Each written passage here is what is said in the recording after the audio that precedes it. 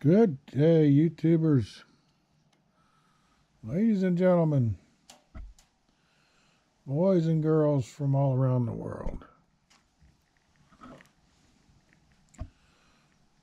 I've been a little busy lately and taking a break too between the holidays and traveling and winter time. We had a couple weeks of really cold weather for Florida. I mean, it was bad. We got down into the 30s at night.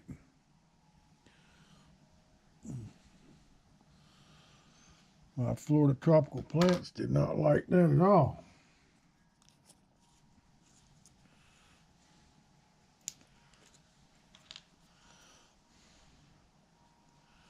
So we're back today.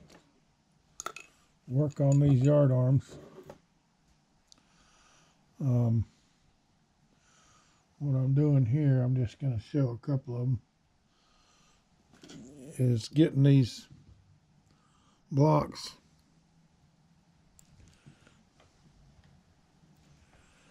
pre-tied so I can just take this now and tie it onto the end of the yard arm. I'll cut the tail off, whatever I need. And the ones on the very end of the yard arm get a double hole in it in a weird shape. And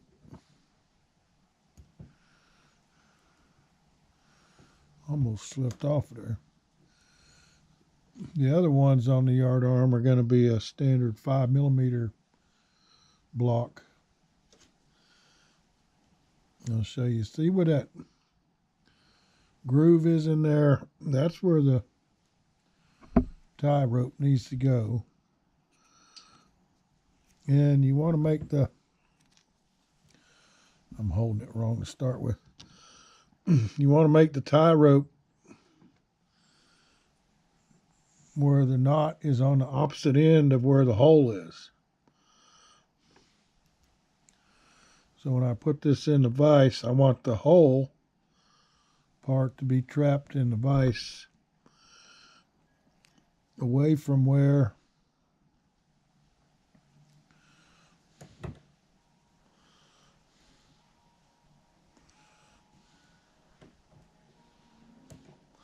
yep, that's wrong there. I got to have it this way.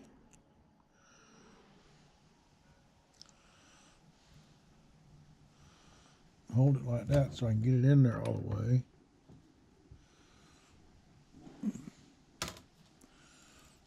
Once you get the first couple done, the other ones go a lot quicker. And I got to make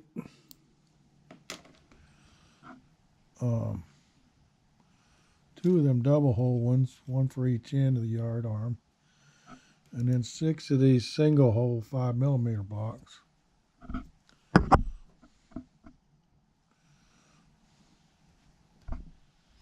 Try to pull that knot tight where you know your strapping rope is in the center where that groove is.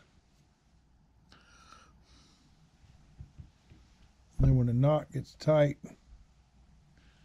you want to really cinch it down good so it can't ever come off around that groove. And in 99% of my knots, I always take just a little dab of super glue and put on the knot after I tied it or later on, but I definitely want to put something on there so it can't come apart later.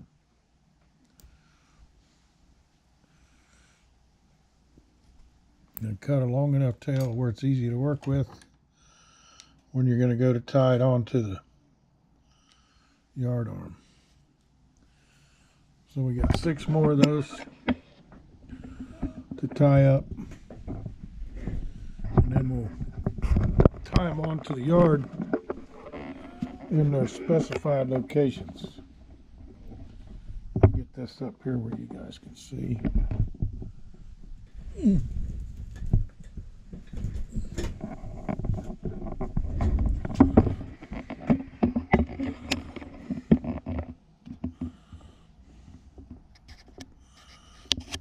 There we go. That's a little better. So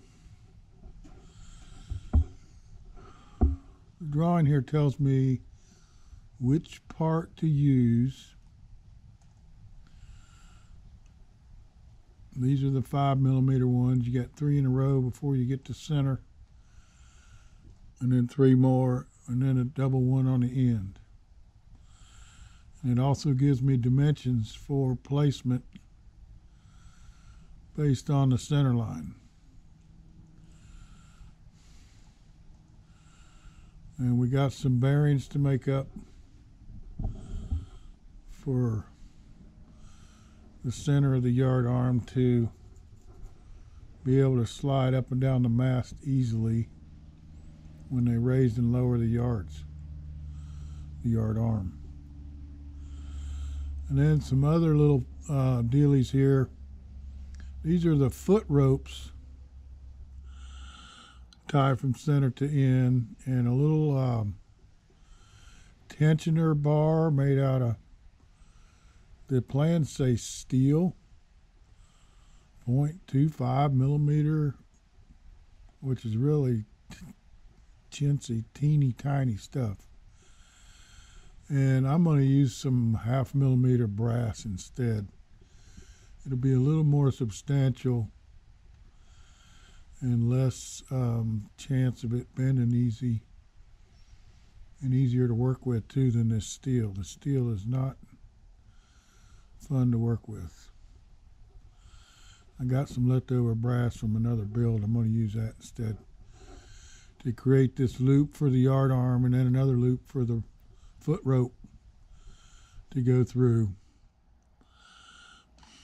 So that's something we got to make up after we get all these blocks on there.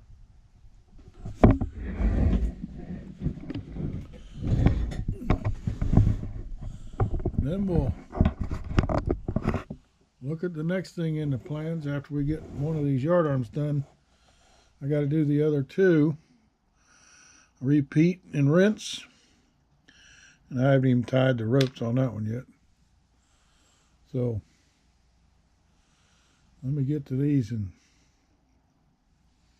see how far I can get done here. Surprise, surprise.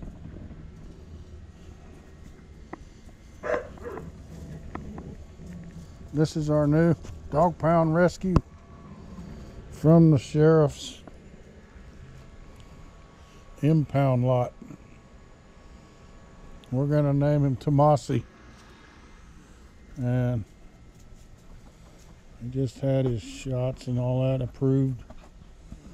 I'll take him to our vet next week, and I just gave him a bath. He seems to be okay to take a bath. He's not a biter. He does leap up on stuff and very energetic. And I'm gonna have to train him not to scare chase my chickens and to leave the neighbor's dog alone next door.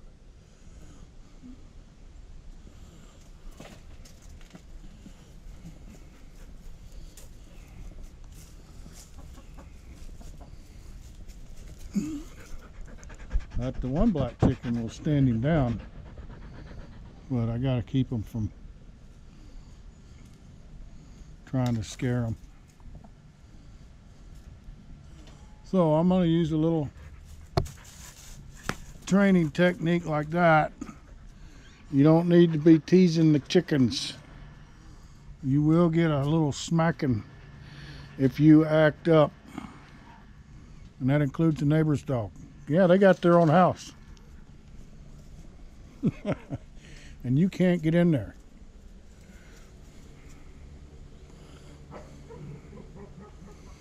So, the new animal on the farm. No. No. No scaring the chickens. Come on. Come on. I actually got one of these little green poles I'm going to use to train. I just left it up at the front of the shed and went and got the camera. But this is our first day, and it's going to take a while. No, leave him alone. We just gave the chickens some greens. They're loving it.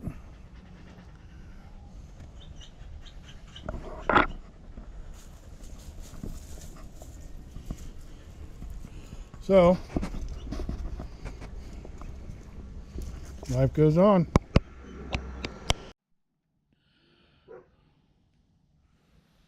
Well, we got those blocks tied on there.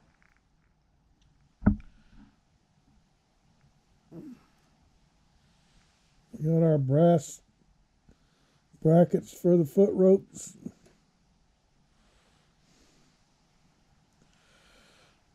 I guess I want to make this semi-tight.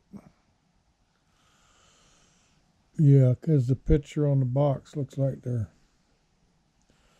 semi-tight.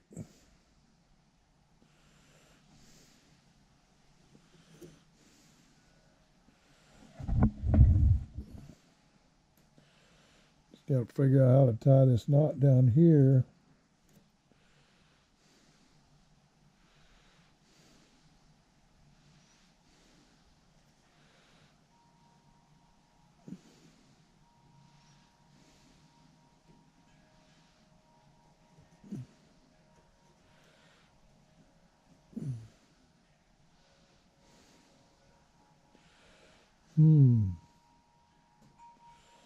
I guess that'll work.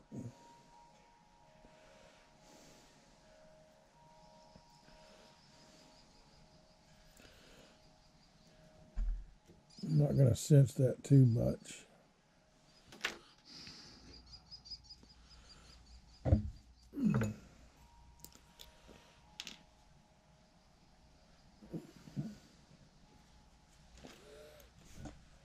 And just let that set. Oops. My chair ran into the camera tripod.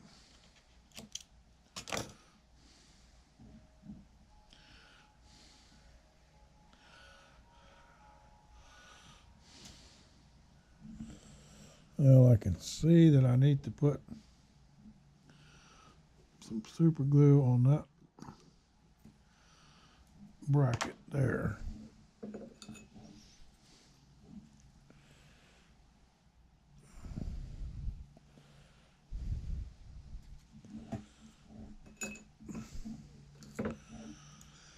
Because that is going to move if I don't.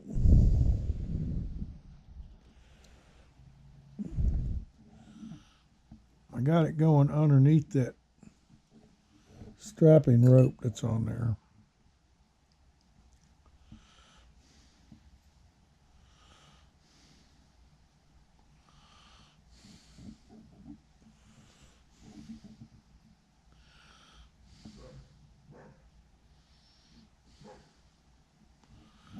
So you hear a dog barking.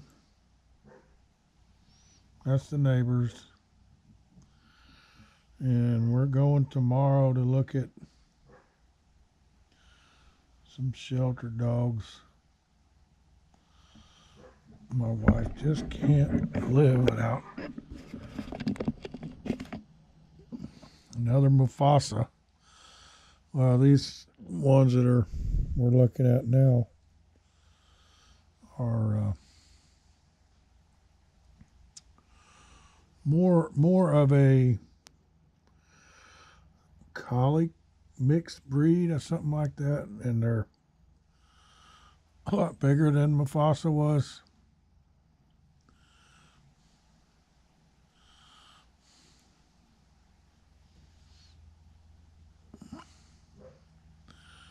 So they're not SPCA dogs. They're what do you call it? Sheriff's Department, from the dog pound guys that go around and get somebody's dog that's neglected or whatever.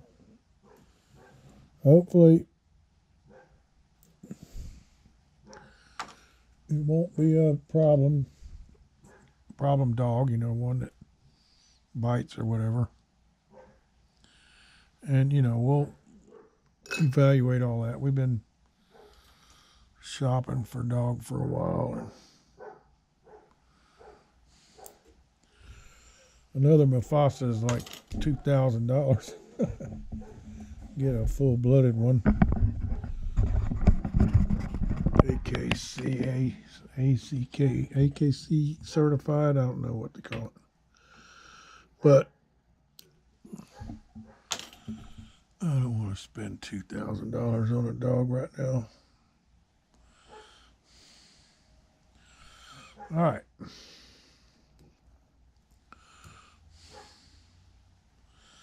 So I'm still gonna rig up the bearing and put it on this, but we got a lot of this blocks and foot ropes done.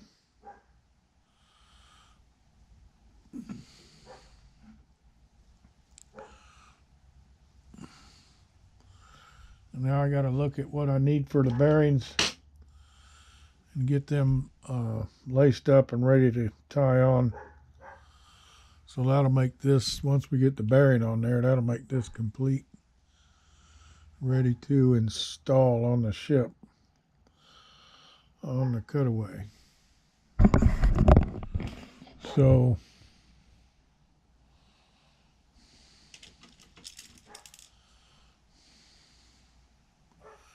those will be fun, trying to get it thread through.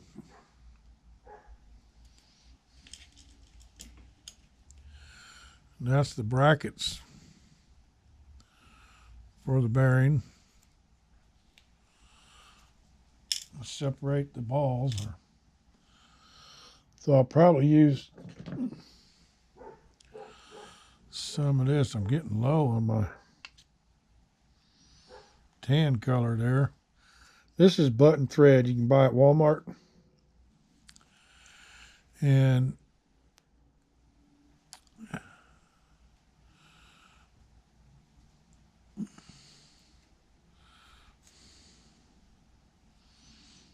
I know it's a certain amount cotton and a certain amount polyester, which makes it really strong.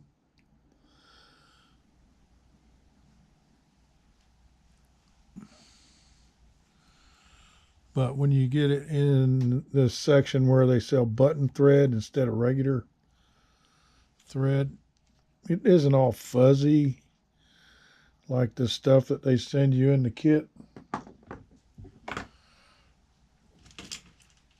These rolls that come with the kit are really fuzzy, and over time don't really look that good as far as realism goes on a model like this. So I just don't have any of this lighter color to really match what they were asking for, so I use that. And in this instance, it's only 1 or 2 runs, so it's not going to show very much.